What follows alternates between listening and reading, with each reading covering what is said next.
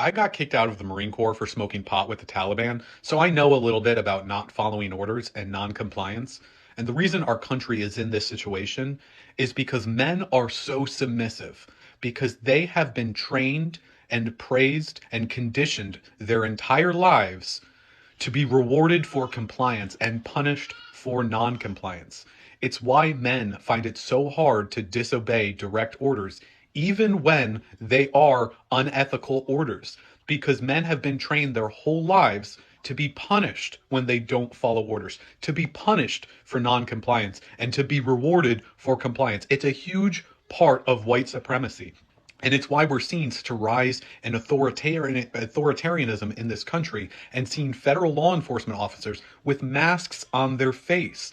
And they say that they're just following orders because men are conditioned to be submissive, to not push back against the grain. Because when they were put down, punished, and taken out of the community because we are praised for following orders. We are praised for compliance. And this is why men find boundaries so hard, because anytime you push back against one of their boundaries, they have a visceral reaction and they get very emotional because they are so trained to be compliant. And non-compliance is seen as something that is nonconformist and is a problem for the community, when in reality, nonconformity actually creates creativity, innovation, and new forms of thinking that conformity does not. And so if you are wondering why our country is in this situation, it's because men are trained to be compliant. They are trained to be submissive. And anytime they push back, anytime they don't follow orders, they are told something is wrong with them. And that is why men will continue to just be so submissive and do what they're told instead of thinking twice about what they're being told to do. Funny thing is, my daughter asked me, she said, "Why did you start dating women?" And I told her, I said, "Well, men are normally taught your wife's going to handle that.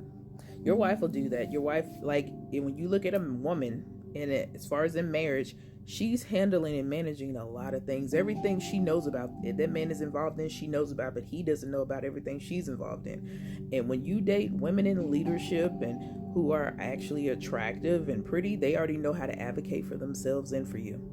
So I dated women in leadership, and that's why never had the issues that I've dealt with men. And the thing was, men, like he said, when you buck the system, you are shown not conform. And women are okay being shunned because we've been shunned this entire time. When you're highly intelligent and you are attractive, you're going to be shunned, because the thing about it is you have all this jealousy to deal with.